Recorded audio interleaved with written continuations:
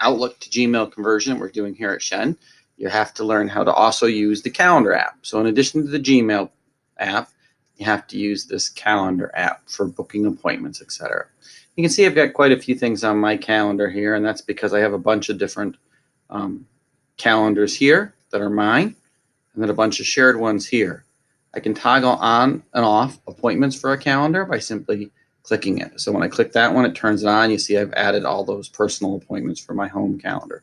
I click it off, they disappear. So you can have as many calendars as you want here, and they will appear and disappear on your composite screen over here when you uncheck the boxes. Okay, every time you create a classroom in Google Classroom, it will also create an additional calendar here. So what I wanted to show you in this video is how do I manage these calendars here, and how do I change the look and feel of my calendar over here. So let's start with look and feel real quick. So depending on what you want, you can have day, week, month, year, okay, 5-day schedule. And that's the way this works. If you do 5 days, it does 5 days from the current day coming up and moves on. I don't like that one. I like month schedule myself personally. And you'll notice that my month schedule is only from Monday through Friday. You can toggle on and off whether you want it to show weekends right here.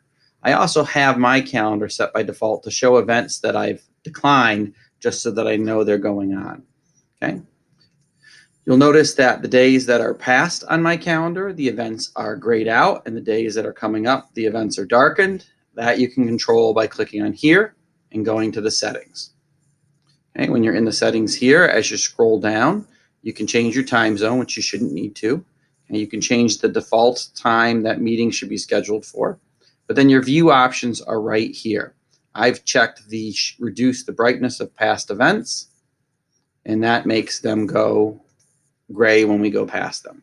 So that's a little bit about the look and feel of your calendar here. You can also control through this settings menu the density of your appointments to modern with white text or classic with black text. You can see there's just a little bit of difference in the way they look.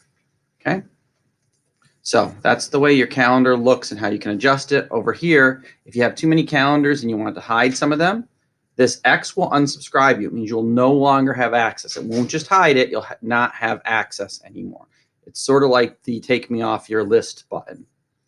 Okay, you can do that with any calendar. Over here, you have hide from list, which means you still have access to it. It just won't show up in your My Calendars, and you would have to go into the settings screen to see it. If you select a calendar that is yours, and you go into settings and sharing, so John Bullington Personal, at the very bottom, you can actually, that one's not mine, it's actually my personal account.